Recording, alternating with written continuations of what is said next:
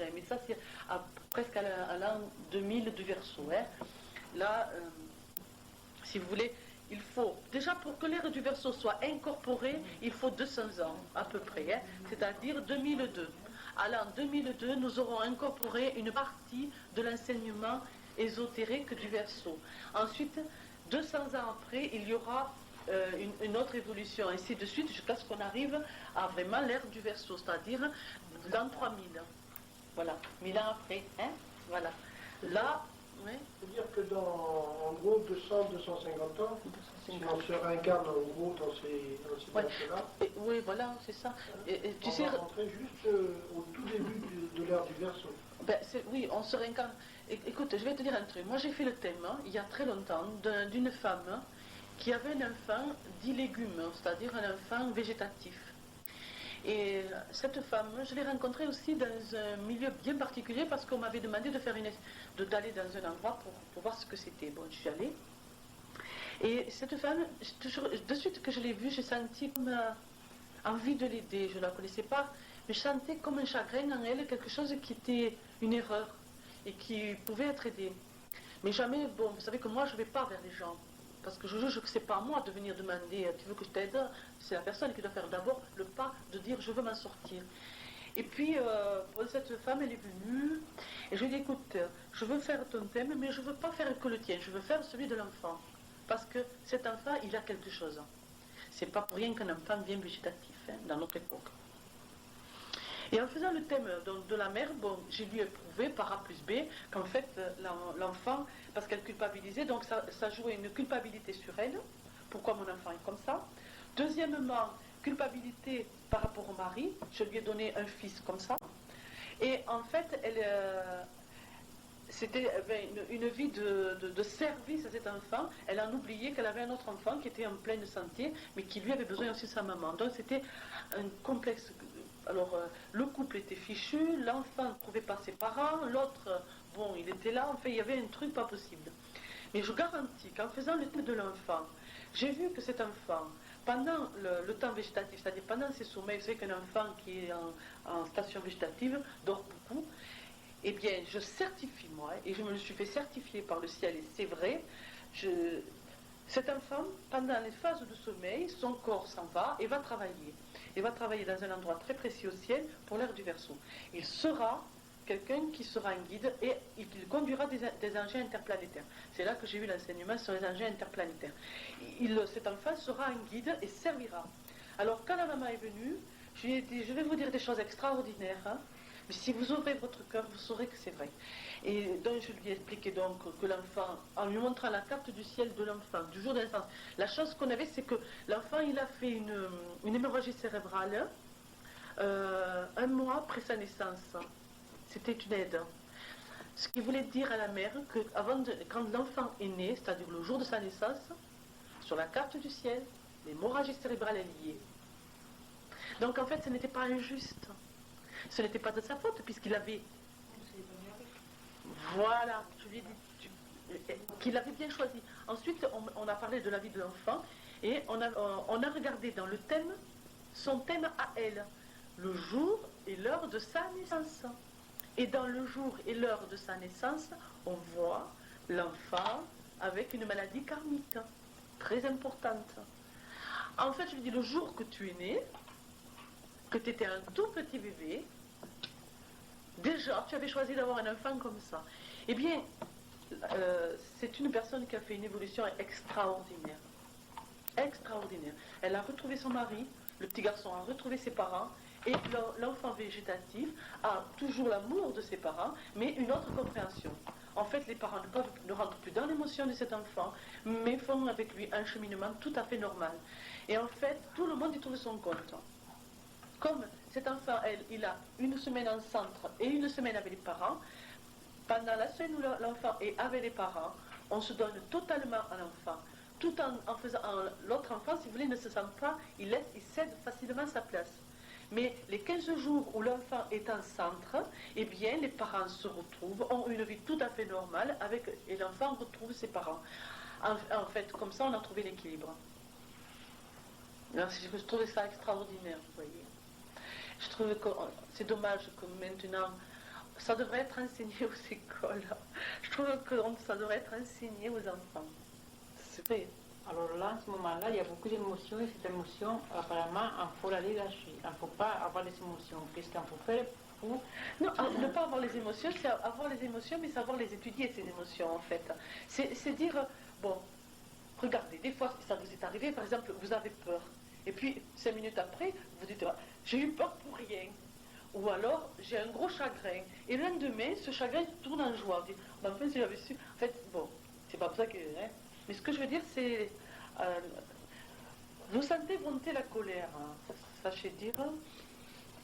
Bon, je me calme. C'est pas toujours évident, ça. Hein. Moi, qui suis sagittaire, vous devez le comprendre. Moi, j'ai du mal, ça. Mais enfin, je sais. Je dis, bon... Je ne veux pas rentrer, mais si la colère doit être faite, je la fais. Je crois que la colère et l'émotion, c'est deux choses différentes. C'est une émotion, c'est pas vrai. Colère, pleurs, tout est une émotion. Et une émotion qui fait perdre... Et l'émotion de la colère, c'est une émotion qui vous fait perdre les notions. Mais une colère bien étudiée, c'est-à-dire qu'on avertit, on dit, on explique, et que la personne ne veut pas comprendre, là on pique sa colère. Mais là elle est bonne. Parce que c'est une colère intelligente. Vous savez, là-haut, ils ne nous demandent pas la soumission. Hein. L'histoire de la gifle, je t'en donne une autre. Non, ce que je veux dire par là, c'est la compréhension hein, de ce qui est juste et pas juste. Mais si avec votre cœur, on peut se tromper quand même, mais si avec votre cœur, vous pensez vraiment avoir étudié le cas, que c'est juste, pourquoi pas? Et vous savez, une fois, une élève me dit, oui, mais si l'émotion, c'est maintenant. Je dis, mais tu vas faire pipi, et tu reviens et tu dis, bon, ça y est, je la vois autrement. Le temps de... Il y a un recul. Voilà, hein, c'est le recul. Hein, ouais. Si vous êtes prise, par exemple, un enfant tombe et se fait mal, il saigne. Si vous êtes prise par l'émotion, vous allez perdre 5-6 minutes pour arriver à soigner l'enfant. Mais si vous avez le cas, vous dites, bon, ah, tu es tombé, tu t'es fait mal, bon, vous y allez, bon, on va être beaucoup plus utile. Avez-vous d'autres questions? Oui, tu parlais des ovnis après. On en a parlé un peu. Des ovnis?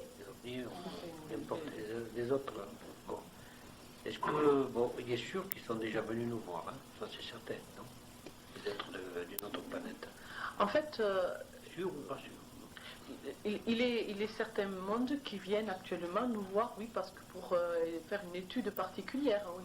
Mais j'ai pas eu trop d'enseignements sur ça, honnêtement. Hein. J'ai beaucoup plus d'enseignements sur ce qui est les frères de lumière qui actuellement travaillent sur la planète. Je pense que peut-être c'est pas ma mission. Au niveau des ovnis, ils travaillent avec d'autres personnes, quoi. Hein. Moi, j'ai plutôt un autre enseignement.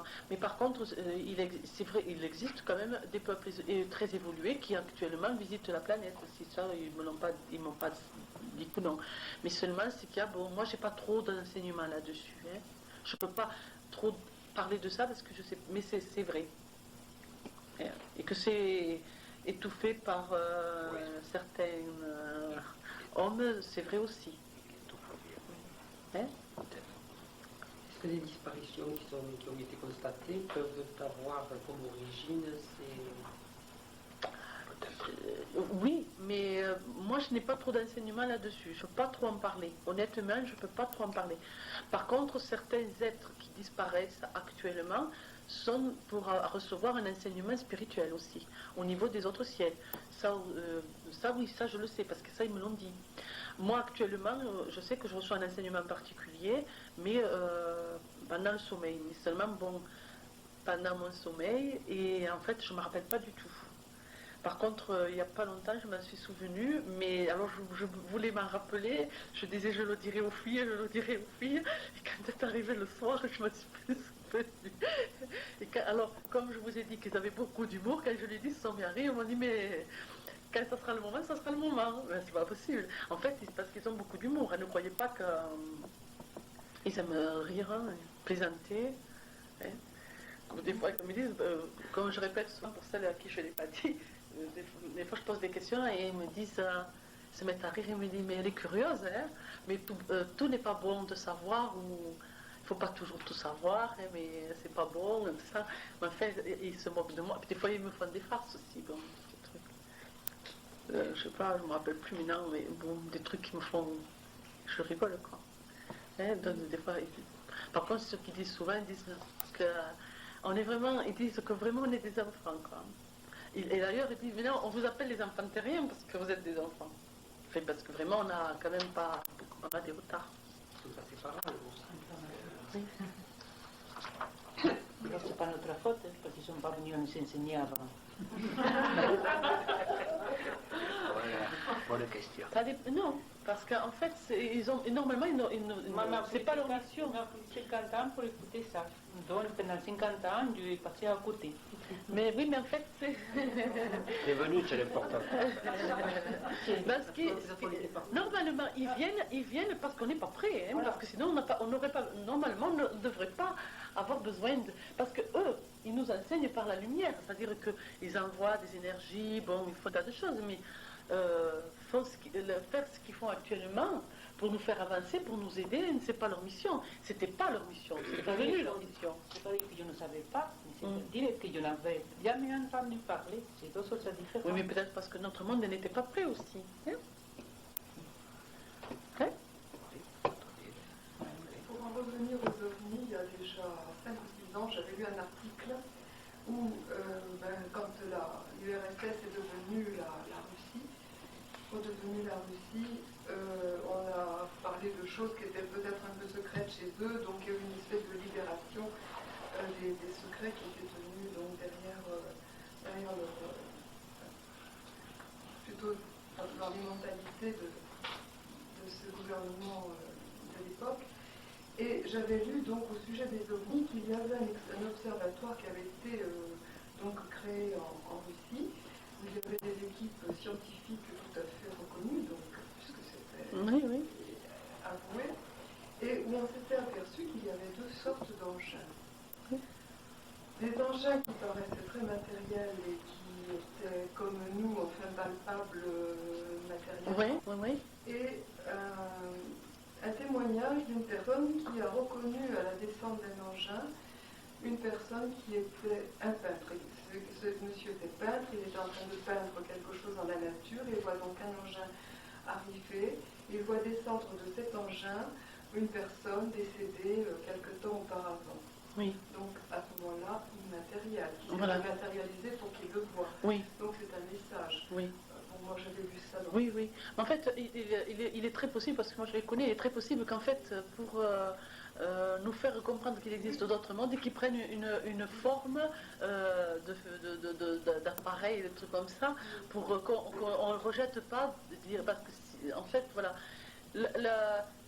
Si vous voulez, quand ils apparaissent, en fait, moi, je les ai vus comme ça, en fait, ils n'ont pas besoin d'un engin.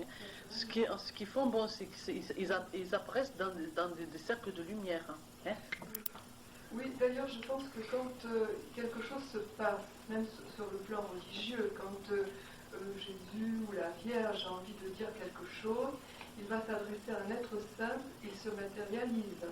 Oui. Comme dans les apparitions, Oui. c'est ça. Oui. C'est-à-dire que l'être simple va le voir, Voilà. va palper la personne Oui. et va pouvoir dire aux autres J'ai vu. Voilà. ça existe. Oui. Et ça existe.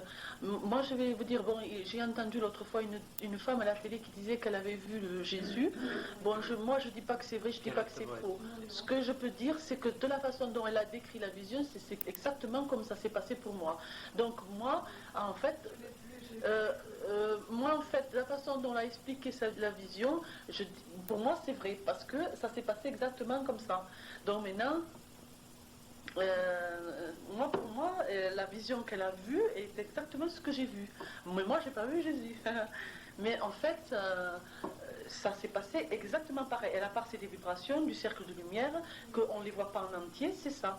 Oui, c'est ça. C'est-à-dire qu'il y a des êtres évolués qui peuvent ressentir, avoir une certitude, disons qu'il y a un autre langage, une autre perception des choses pour ces êtres évolués, et ceux qui le sont moins, qui ont besoin de voir les choses matériellement.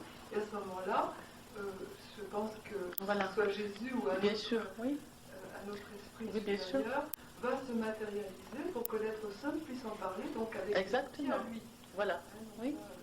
Oui, moi je vais vous dire quelque chose. En fait, avant la vision des frères de lumière, j'avais déjà, bon, de mon enfance, un contact permanent avec le ciel et c'était pour moi tout à fait naturel. Et si vous voulez, pourquoi la vision? En fait, c'est parce qu'ils l'ont dit. Ils l'ont dit que c'était pour que les autres croient. Parce que parce que moi je voulais pas parler des frères de lumière en fait.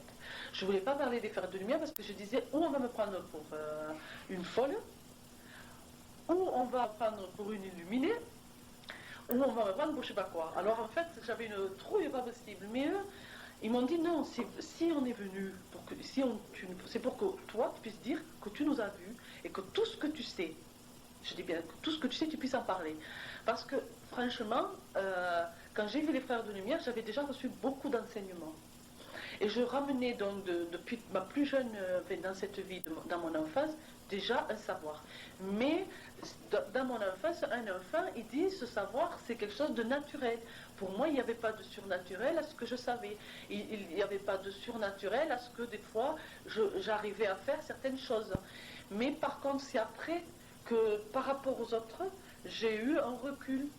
Et que je me suis... Mais franchement, je ne me suis pas posé trop de questions. C'est après, comme je l'expliquais des fois, une longue maladie karmique qui m'a fait comprendre qu'il y avait quelque chose de particulier. Mais sinon, franchement, pour donner l'enseignement, je n'avais pas besoin de la vision. Mais, comme ils disent, il fallait parce que, en fait, dans ce monde, on ne t'aurait pas écouté. Voilà. Si tu ne dis pas que tu nous as vus, on ne t'écoutera pas. Alors, bon... Mais c'est vrai que c'est la chose, pour moi, qui était vraiment pas... Je ne voulais pas en parler. Voilà. Ensuite, comme ils disent, comme ça, quand tu donneras les messages, on t'écoutera. Et dans les messages que je reçois actuellement, qui sont de plus en plus, je trouve, évolués, ésotériquement, de plus en plus spirituels, eh bien, que je dois transmettre, eh bien, je suis malheureusement plus crédible quand je dis j'ai vu les frères de lumière. Alors qu'en fait, quand ils me donnent les messages, je ne les vois pas. Et est-ce qu'on peut recevoir des messages et que ça ressorte après, quoi? Oui, mais c'est ce qui m'est arrivé à moi. En fait, pendant ma petite... Voilà. C'est-à-dire qu'enfin, j'avais un comportement assez secret. Et en fait, j'ai eu des manifestations, c'est-à-dire que par exemple, je me mettais sur une petite hauteur, par exemple, et je sautais. Et franchement, j'étais très... on aurait dit que je partais comme au ralenti, vous voyez. Et en fait, on me soutenait, mais je ne sentais rien. Bon, puis, par exemple, je faisais ça, puis je sautais. Mais pour moi, c'était naturel. Hein. Et je ne regardais pas, même si on me regardait sur moi, je ne sais même pas si quelqu'un a pu voir, je ne sais pas. Parce qu'en fait, c'était naturel pour moi. Et puis, par exemple, ayant vécu, quand je répète quand même, hein, pour celles qui ne me connaissent pas, quand je parle de ma vie, c'est pas pour qu'on me plaigne. Hein. Bon, je suis née dans un enfant qui doit retrouver son savoir, il vit dans un milieu karmique, hein, si vous voulez. Bon, déjà, mon père adoptif, donc celui qui m'avait donné le nom, était un violent, d'une grande violence, et si vous voulez, buvait, et quand il rentrait à la maison, c'était l'enfer, parce que c'était des coups, pas pour nous. Moi, ils m'ont toujours protégé là-haut. En fait, on n'avait pas de coups, mais bon, ils battaient ma mère jusqu'au sang. C'était des visions d'horreur et de cauchemar, en fait. Et moi, je m'étais rendu compte, et à l'époque, vous voyez, je ne me posais pas la question de pourquoi, de comment. Quand j'étais dans la pièce, j'étais une protection pour ma mère. Et ça, c'était quelque chose que je trouvais... Enfin, que je ne me posais pas la question, quoi. C'est après. Et je me souviens très bien parce que, je veux dire pourquoi, parce que je me sentais plus adulte. Je devais avoir exactement 5-6 ans.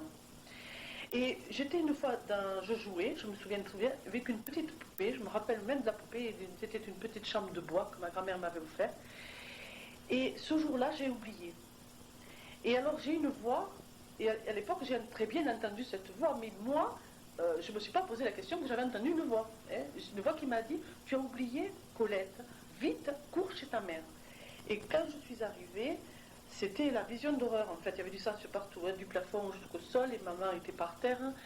Et en fait, c'était l'horreur, quoi. Il y avait même un couteau, je me souviens, c'était horrible. Et si vous voulez, donc je me suis jetée sur ma mère et donc j'ai reçu un coup de mon père, mais c'était pas c'était occasionnel, quoi. Et là, je devais avoir 5-6 ans, mais je me suis dit, il faudra que tu sois plus prudente et que tu écoutes davantage parce que, en fait, tu as oublié maman. Vous voyez, j'ai oublié maman, j'avais oublié. Et tout ça, c'était normal pour moi. Et regardez, c'est rigolo parce que quand j'étais plus grande, ma mère me disait, par exemple, bon, on a vécu, après qu'il y a eu le divorce, donc la rupture, si vous voulez, et moi, j'étais une petite fille qui priait beaucoup. Alors j'avais fait un hôtel dans ma chambre, un petit hôtel, vous savez, avec des petites bougies. Je récupérais toutes les bougies que je pouvais. Je me faisais un petit hôtel, je mettais des fleurs.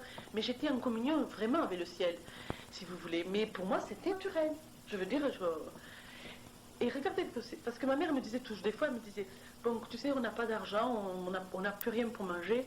Fais une prière que toi, toujours, on t'écoute. Et moi, tout naturellement, je rentrais dans la chambre, je faisais une prière et je vous garantis que le lendemain, on avait de quoi manger.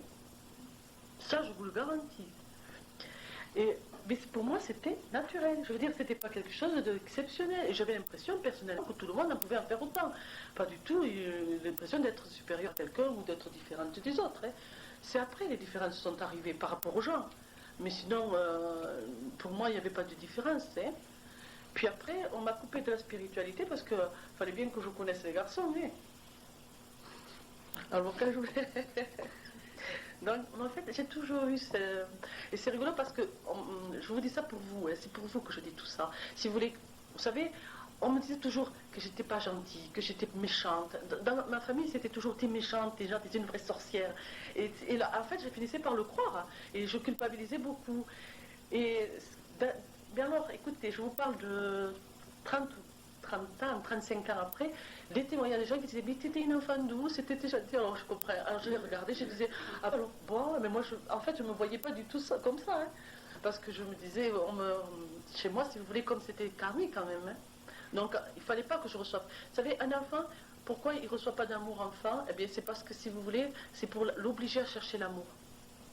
En fait, comme je n'étais pas une enfant aimée, ben, je cherchais l'amour, moi.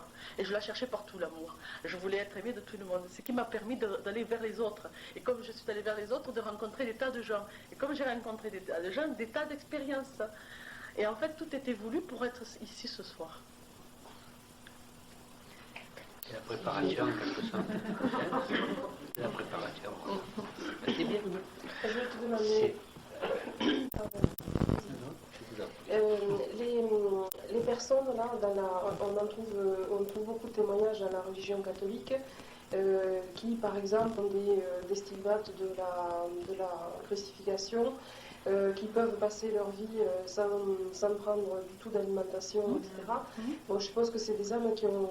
Est-ce qu'elles ont été choisies ou est-ce qu'elles ont choisi ce qui leur arrive comme témoignage de quelque chose de spirituel? En fait, c'est un karma.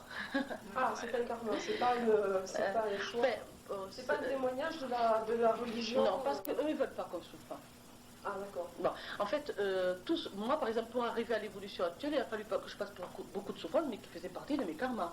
Ils ne m'ont pas dit, bon, mais Colette, toi, tu naîtras dans une famille qui ne t'aimera pas pour que tu sois bonne et que tu sois ci ou que tu sois là. En fait, quand même, de par mes vies antérieures, je porte des scories aussi, hein, sinon je ne serais pas là. En fait, certains êtres choisissent une réincarnation karmique différente. Par exemple, quelqu'un qui, justement, a renié Jésus, par exemple, renier Jésus dans une vie était tout le contraire. Ce qu'il fait, il peut très bien choisir une réincarnation de maladie karmique avec des stigmates, en fait, pour être le témoignage vivant de quelque chose de spirituel.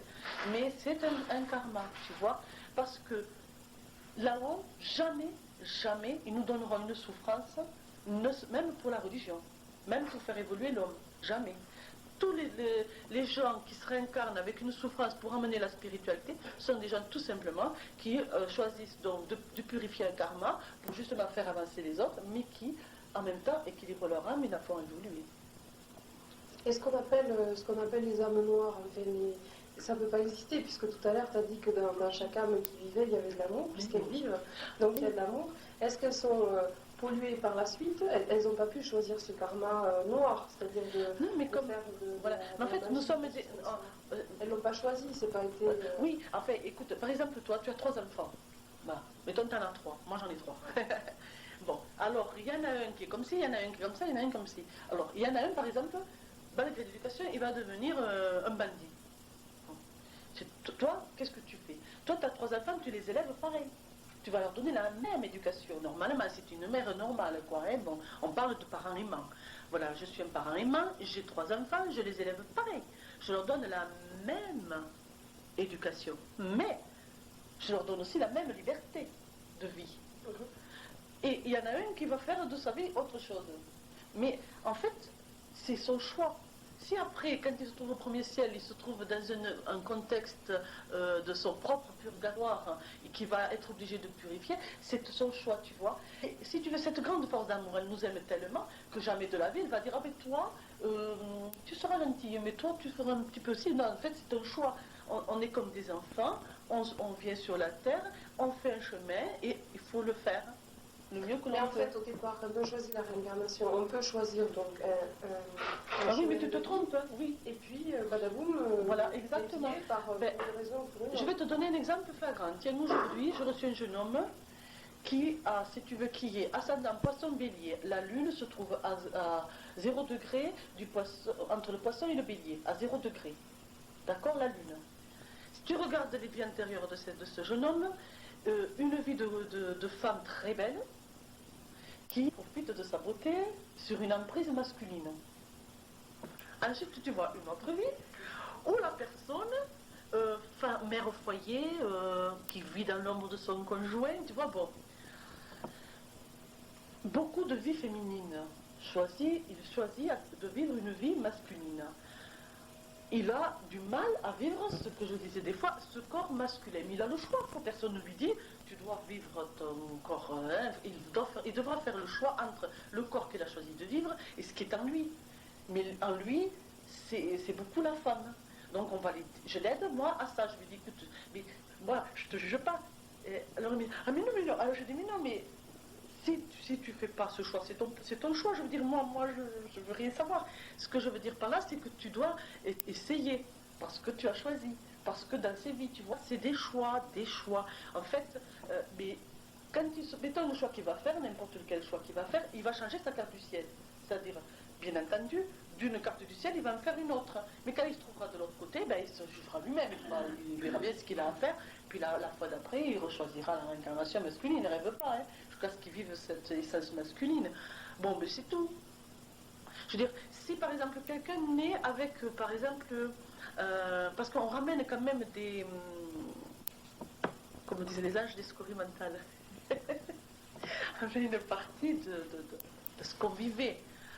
Alors, mettons par exemple de la Rome antique où on se nourrissait, tu sais, qu'ils étaient couchés alors, toute la journée, ça bouffait. Mais quand ils arrivent, ils ont toujours faim, ces gens, ils ont toujours faim. Et à un moment donné, bon, ils ont attrapé, bien entendu, une maladie qui va dire stop, arrête de manger, tu vois. Et bien, il a le choix. Ou il arrête de manger et donc il va faire un chemin plus évolutif de ce côté-là, ou, tu sais, dans les cartes du ciel, il y a du rouge, du bleu, hein, bon. Ou alors, eh bien, il va faire l'autre côté. Bon, mais après, c'est la maladie ou c'est un autre chemin. Il ne faut pas non plus, on n'est pas des marionnettes. Une carte du ciel, elle détient toujours 2 chemins. Et selon notre choix, eh bien, on choisit l'un ou l'autre. Hein. Voilà. Mais on le sait. Et là-haut, en fait, les anges du destin, ceux qui créent la destinée, enfin avec quand même ton atome germe, hein, et quand ils te présentent les plusieurs vies, ils te disent, bon, celle-là, tu fais bien de la choisir, mais celle-là, tu sais, elle est un peu difficile, tu arriveras peut-être difficilement. Enfin, bon, tu verras bien. Tu veux vraiment essayer, je veux essayer. Bon, ben, c'est tout un ensemble, quoi. Hein. Et par contre, la personne qui essaie, qui prend cette vie difficile, est-ce qu'on l'aide si on voit qu'elle y arrive pas? Ah, mais il y a toujours des aides. Oui, il y a toujours des aides. Hein. Il y a toujours des aides. Bon, mais tu rencontres des gens qui sont... En fait, moi, s'il y a blocage, moi, quand je vois quelqu'un qui subit vraiment un blocage, c'est qu'en fait, il suit ni l'un ni l'autre chemin. C'est qu'il ne veut pas prendre de décision. Alors, il a un blocage. Donc là, on va l'aider à débloquer s'il veut vraiment. S'il le veut. Hein. Exemple, un autre homme, si tu veux, un homme qui, dans une vie, a été... en particulier un voleur de grand chemin qui aimait bien planter son petit couteau, hein. Ne me critiquez pas parce que peut-être là il y en a plein, hein. Oui, mais qui aimait bien planter son petit couteau. Dans cette vie il s'étonne, il a la violence en lui, il est toujours énervé et en plus il s'étonne, on le vole tout le temps. Alors je lui explique que ce qui ne donne pas on lui prend. En fait, il suit le contexte. Bon, point à la ligne. Hein? Je veux dire, C'est-à-dire, on lui fait ce qu'il a fait à d'autres dans une vie passée. voilà. Il reçoit. Mais pas comme une punition. Non, pas Hein? comme une punition. Voilà. On lui fait ce qu'il a fait subir. Voilà. Pour lui faire comprendre ce qu'en fait les autres, dans leur... On vécu ont par vécu. sa faute. Voilà. Tu vois, c'est pas une punition, hein? Voilà, hein, c'est pas une punition. Et en fait, si cet homme arrêterait maintenant sa violence, sa colère, hein, et s'il était plus calme, eh bien, il n'aurait plus de vol, tout simplement. Il vaut mieux mentionner le drôle. Un blocage sexuel. Un blocage sexuel. Regarde, un blocage sexuel. Une âme dans une vie a été un moine ou une sœur dans un couvent où elle a bloqué sa sexualité. Mais comme la sexualité est une force divine importante, la personne, elle a un manque. Bon, elle va s'aigrir en fin de vie. Elle ne veut pas, elle s'aigrir. Hein. Même la plus gentille s'aigrit. Elle ne devient pas trop gentille. En fait, elle en veut à la terre entière de faire quelque chose qu'elle ne peut pas faire. Elle va se réincarner dans une sexualité complètement folle. Alors au début de sa vie, elle va faire n'importe quoi. Elle va avoir plusieurs partenaires, ou c'est un homme qui aura plusieurs partenaires. N'importe quoi. Mais à un moment donné, blocage. Blocage. Tout d'un coup, ça ne l'intéresse plus, ou alors c'est pas qu'elle veut, mais elle ne peut plus. La personne veut, mais elle ne peut pas. Et bien, si tu regardes, en fait, c'est un domaine d'équilibre. Une fois qu'elle équilibre sa sexualité, elle a le partenaire qu'il faut, et elle est bien dans sa vie. Blocage. En fait, c'est toute une compréhension. Hein. C'est bon pour ce soir? On peut rentrer à nos foyers, avec nos familles. N'oubliez pas, le premier chemin spirituel est votre famille et votre foyer. N'essayez pas de faire un chemin spirituel en dehors de votre famille et de votre foyer. Si vous ne réussissez pas votre maison, vous ne pouvez pas réussir les autres maisons. Alors, elle pose une question. Quand c'est platonique, les relations... Non, un foyer, donc. Un exemple, c'est... Quand c'est platonique, quand nous... La vie est toujours plate. Ne regardez pas si c'est platonique au niveau sexuel. Non. Tout est relatif. Oui, mais ça craquera. Ne t'inquiète pas. Ça craquera. Non, mais... Ouais. Un couple qui ne se dispute pas, qui vit de façon où rien ne se passe. On va faire une fleur. Ça arrivera. Ça arrivera. T'inquiète pas. Non, mais là, je me pose la question, si c'était... Moi, j'écoute et puis je me fais des films. Non, mais tu as raison de poser ce genre de questions, c'est des questions intelligentes. Hein. Je veux dire, mais ça n'existe pas, quoi. Sur la Terre, on ne vient pas pour ça. Alors, si c'est ça, c'est une fuite. Je fuis l'autre pour pas de truc. T'inquiète pas, mais ça ne dure pas longtemps. Eh bien. Ça ne peut pas durer 40 ans. Ça ne peut pas durer 40 ans. Non. Parce qu'il y en a un tout d'un coup qui réalise que...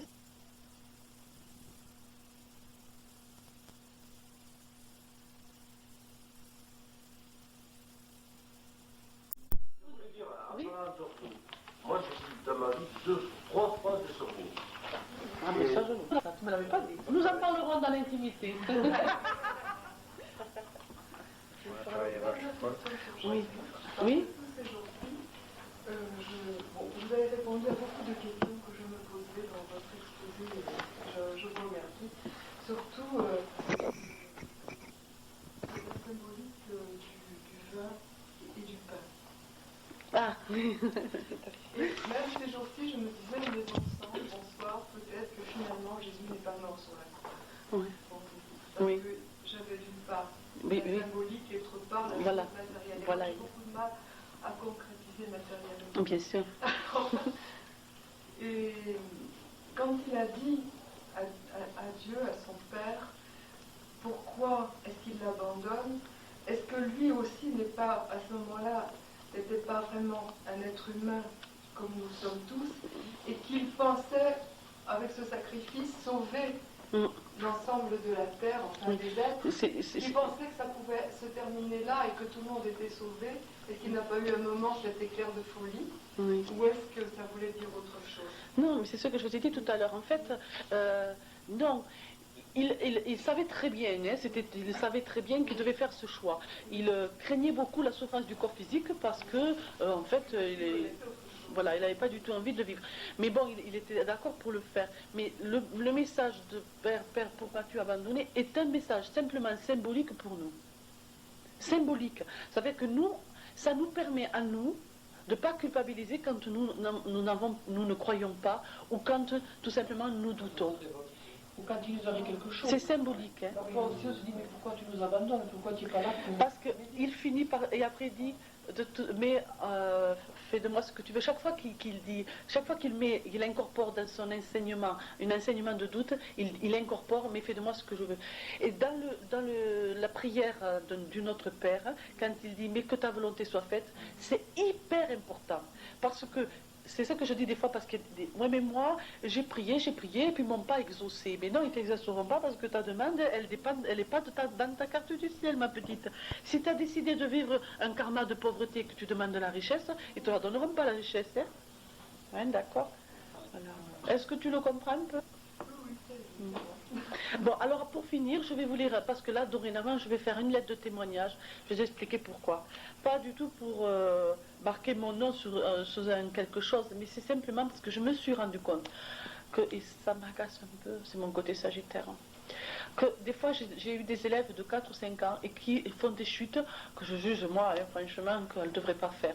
Alors, je me dis, en fait, des fois, les paroles s'envolent, mais les écrits restent. Hein.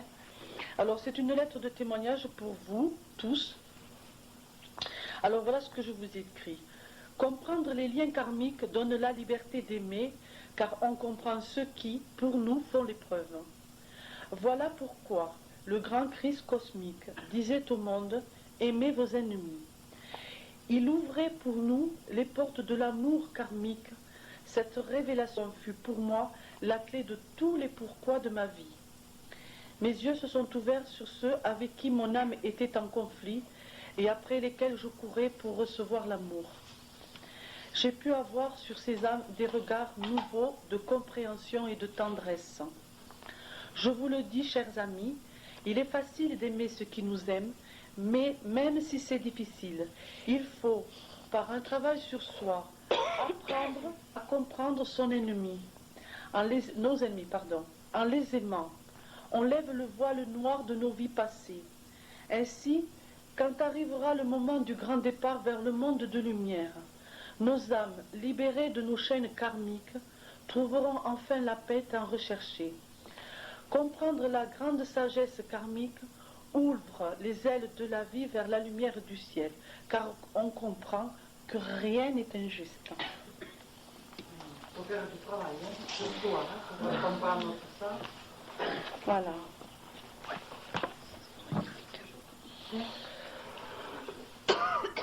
Alors on va faire un égrégore d'amour, vous voulez? Ah oui.